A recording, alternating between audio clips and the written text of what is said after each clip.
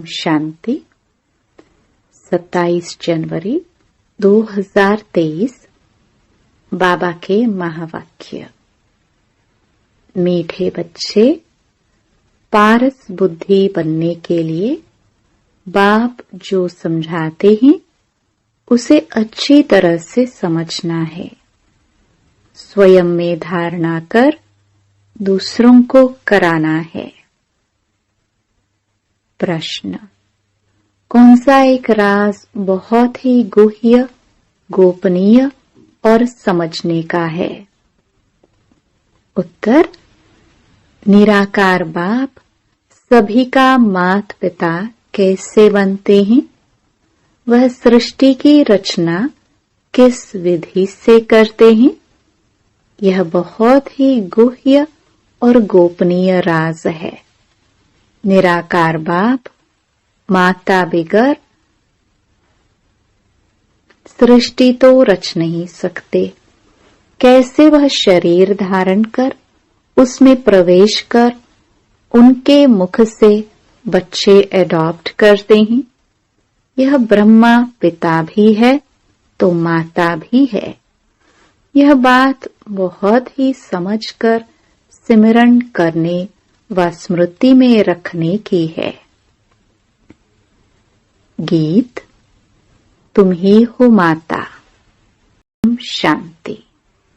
जिसको माता पिता कहते हो तो जरूर फरमान पिता ही करेंगे। यह तो माता पिता कंबाइंड है। यह बात मनुष्यों के लिए समझना बड़ा डिफिकल्ट है और यही मुख्य बात है समझने की। निराकार परमपिता परमात्मा जिसको माता पिता कहा जाता है उनको माता भी कहते। यह वंडरफुल बात है।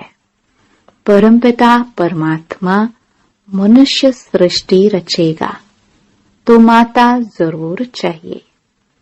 यह बात बड़ी गुह्य है और कोई की बुद्धि में कभी आ न सके। अब वह है सभी का बाप, माता भी जरूर चाहिए। वह पिता तो है निराकार, फिर माँ किसको रखे? शादी तो नहीं की होगी। यह है अति गुह्य गोपनीय समझने की बातें। नए नए तो समझ ना सके, पुराने भी मुश्किल समझकर और उस स्मृति में रहते हैं। बच्चे ही माँ बाप की स्मृति में रहेंगे ना। भारत में लक्ष्मी नारायण को भी कह देते हैं तुम माता पिता, तो राधे कृष्ण के आगे भी जाकर कहते तुम माता पिता। अब वह तो हैं प्रिंस प्रिंसेस। उन्हों को माता पिता कोई बेसमझ भी न कहे। मनुष्यों की तो कहने की टेव आदत पड़ गई है, परंतु ये बात ही न्यारी है।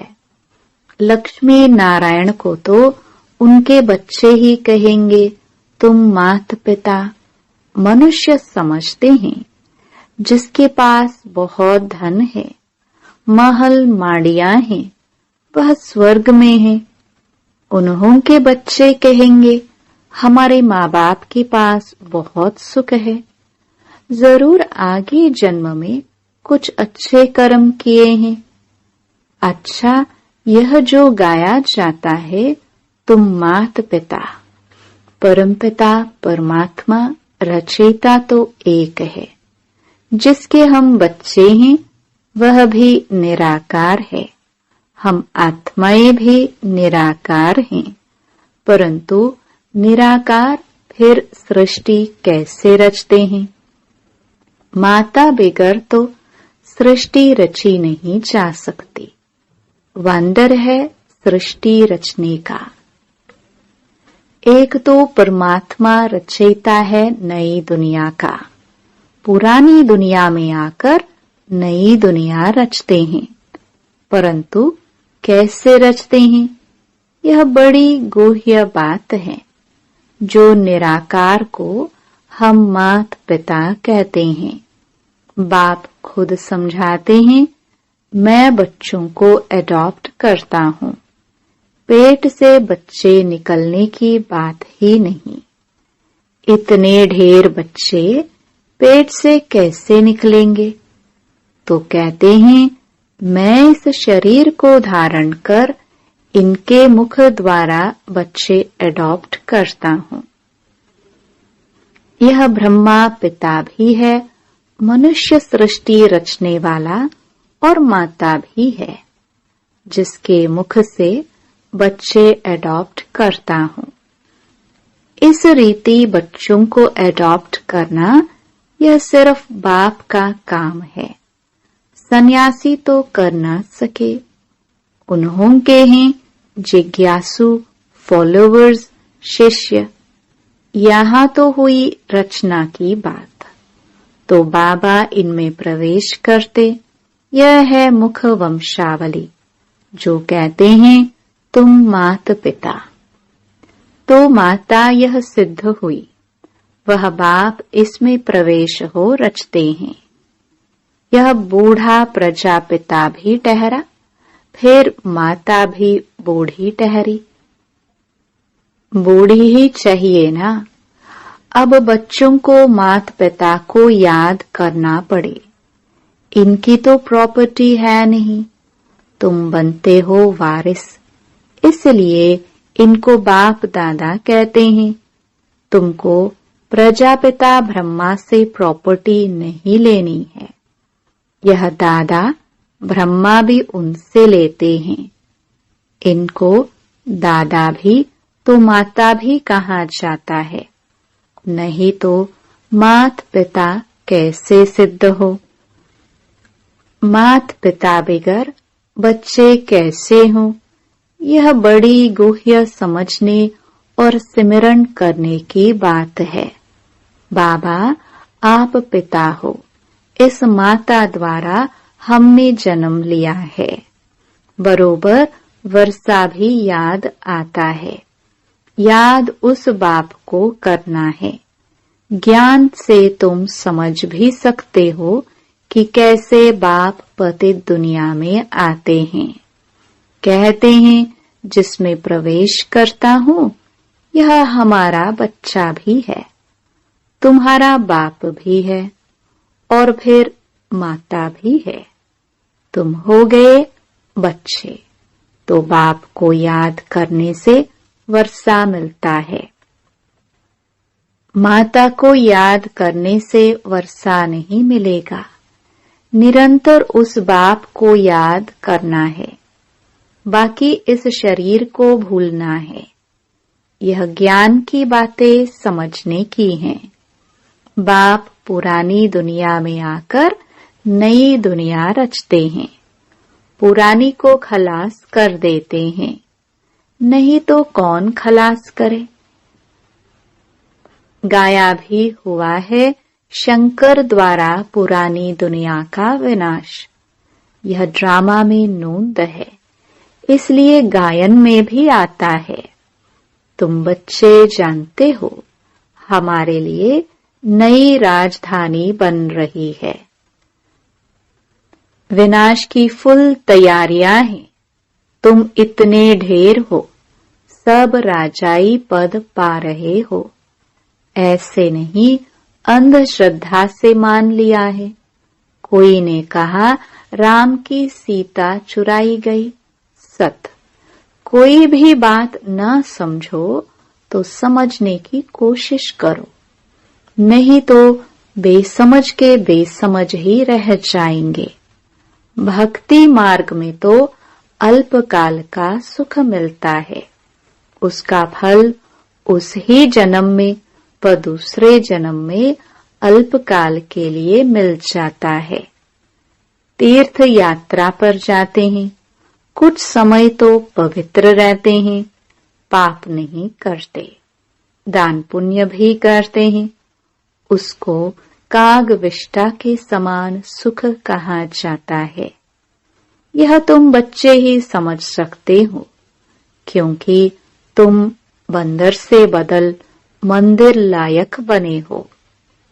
सतयुग में तुम पारस बुद्धि थे, क्योंकि पारसनाथ पारसनाथिनी का राज्य था। सोने के महल थे, अब तो पत्थर ही पत्थर हैं। पारस बुद्धि से पत्थर बुद्धि कौन बनाते हैं? 5 विकार रूपी रावण।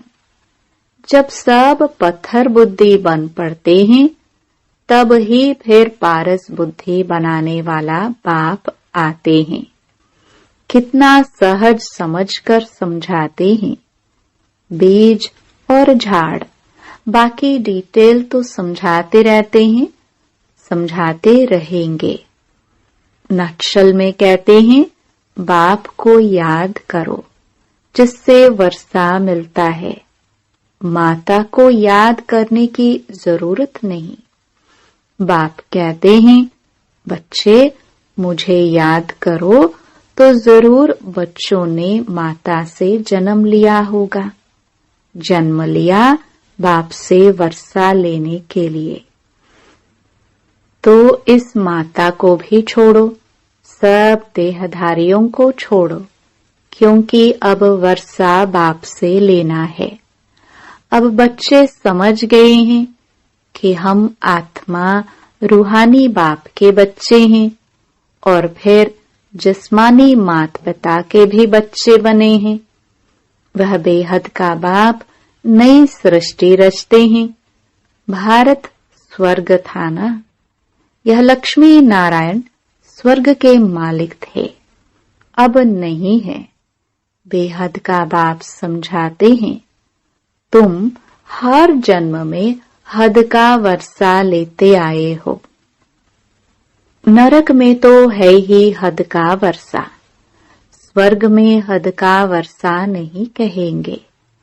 वह है बेहद का वर्षा, क्योंकि बेहद के अर्थात सारे सृष्टि के मालिक हैं और कोई धर्म नहीं है। हद का वर्षा शुरू होता है द्वापर से, सत्युग में है बेहद का। तुम प्रारब्ध भोगते हो, वहां तुमको बेहद की बादशाही है। यथा राजा रानी तथा प्रजा। प्रजा भी कहेगी, हम सारे सृष्टि के मालिक हैं। अभी तो प्रजा ऐसे नहीं कहेगी कि हम सारे सृष्टि के मालिक हैं। अभी तो हदें लगी पड़ी हैं। वह कहते हैं, हमारे पानी के अंदर नहीं आ सकते, यह टुकड़ा हमारा है। वहां प्रजा भी कहेगी, हम विश्व के मालिक हैं। हमारे महाराजा महारानी लक्ष्मी नारायण भी विश्व के मालिक। यह अभी हम समझते हैं कि वहां एक ही राज्य रहता है, वह है बेहद की बादशाही। भारत क्या था, किसकी बुद्धि में भी नहीं है। तुम बच्चों को अब शिक्षा मिलती है कि बेहद के बाप से वर्षा लो। हम कहते हैं तो जरूर हम ले रहे हैं। बेहद का बाप है ही स्वर्ग का रचयिता। गाया भी जाता है 21 पीढ़ी राज्य भाग्य। पीढ़ी क्यों कहते हैं? क्योंकि वहां बूढ़े होकर मरेंगे, वहां अकाले मृत्यु नहीं होगा। माताएं कभी विधवा नहीं बनेगी, रोना पीटना नहीं होगा। यहाँ तो कितना रोते पीटते हैं, वहां बच्चों को भी रोने की दरकार नहीं। यहाँ तो बच्चों को रुलाते रहते हैं कि मुख बड़ा हो, वहां ऐसी बात नहीं। यह तो सब बच्चे समझते हैं कि हम अभी बेहद के बाप से कल्प पहले मिसल वर्षा ले रहे हैं। 84 जन्म पूरे हुए, अब जाना है। निरंतर बाप और वर्षे को याद करने से विकर्म विनाश होंगे। मन मनाभव का अर्थ कितना सहज है। गीता भल झूठी है, परंतु उसमें कुछ न कुछ तो सच है ना। मुझ अपने बाप को याद करो। श्री कृष्ण तो ऐसे नहीं कहेंगे कि मुझे याद करो, तुमको मेरे पास आना है। परमात्मा अभी सर्व आत्माओं को कहते हैं कि तुम सभी आत्माओं को मच्छरों सदृश आना है। तो जरूर आत्मा परमात्मा बाप को ही फॉलो करेगी। श्री कृष्ण ऐसे नहीं कहेंगे कि मुझ आत्मा को याद करो, उनका नाम ही कृष्ण है। आत्मा कोई भी नहीं कह सकती, आत्माएं सभी भाई भाई हैं। यह तो बाप कहते हैं, मैं निराकार हूं। मुझ परम आत्मा का नाम है शिव। तो श्री कृष्ण कैसे कहेंगे? उनको तो शरीर है, शिव बाबा को तो अपना शरीर है नहीं। शिव बाबा कहते हैं, बच्चे तुम्हें भी पहले अपना शरीर नहीं था, तुम आत्मा निराकार थी, फिर शरीर लिया है। अब तुमको ड्रामा के आदि मध्य अंत की स्मृति आई है। बाप सृष्टि कैसे, कब और क्यों रचते हैं? सृष्टि तो है ना, गायन भी है, ब्रह्मा द्वारा नई सृष्टि की रचना की। तो जरूर पुरानी सृष्टि से ही नई सृष्टि की रचना करते होंगे। कहते भी हैं मनुष्य से देवता बनाया। बाप कहते हैं, मैं तुमको इस पढ़ाई से मनुष्य से देवता बनाता हूं। पूज्य देवता थे, फिर पुजारी बन गए हो। मनुष्य तो समझते नहीं कि 84 जन्म कैसे लेते हैं। क्या सभी 84 जन्म लेंगे? सृष्टि वृद्धि को प्राप्त करती रहती है, तो सभी कैसे 84 जन्म लेंगे? जरूर जो पीछे आएंगे उनके जन्म कम होंगे। 25-50 वर्ष के अंदर 84 जन्म कैसे लेंगे? यह है स्वदर्शन चक्र। उन्होंने फिर स्वदर्शन चक्र को एक हथियार का रूप बना दिया है। अब तुम आत्माओं को यह स्मृति आई है कि हमने 84 जन्म ऐसे ऐसे भोगे। अभी चक्र पूरा होता है, फिर से ड्रामा को रिपीट करना है। पहले पहले आदि सनातन देवी देवता धर्म जरूर चाहिए, जो प्राय लोप हो गया है। मनुष्य कहते हैं, हे गॉड फादर रहम करो। तो बाप कहते हैं, अच्छा तुमको दुख से लिबरेट कर सुखी बनाता हूं। बाप का काम ही है सबको सुखी बनाना, इसलिए मैं कल्प कल्प आता हूं। आकर भारत को हीरे जैसा बनाता हूं, बहुत सुखी बनाता हूं। बाकी सबको मुक्ति धाम भेज देता हूं। भक्त चाहते भी हैं भगवान से मिलने, क्योंकि सुख के लिए तो सन्यासियों ने कह दिया है कि यह काग विष्टा समान सुख है। और दूसरा फिर कहते हैं, इस ड्रामा के खेल में फिर आए ही नहीं, मोक्ष को पाले। अब मोक्ष तो मिलना ही है। यह है बना बनाया ड्रामा। सारे सृष्टि की हिस्ट्री ज्योग्राफी को तुम बच्चे अभी जानते हो कि यह कैसे चक्कर लगाती है, जिसको ही स्वदर्शन चक्र कहा जाता है। यह जो दिखाते हैं स्वदर्शन चक्र से सभी के सिर काटे।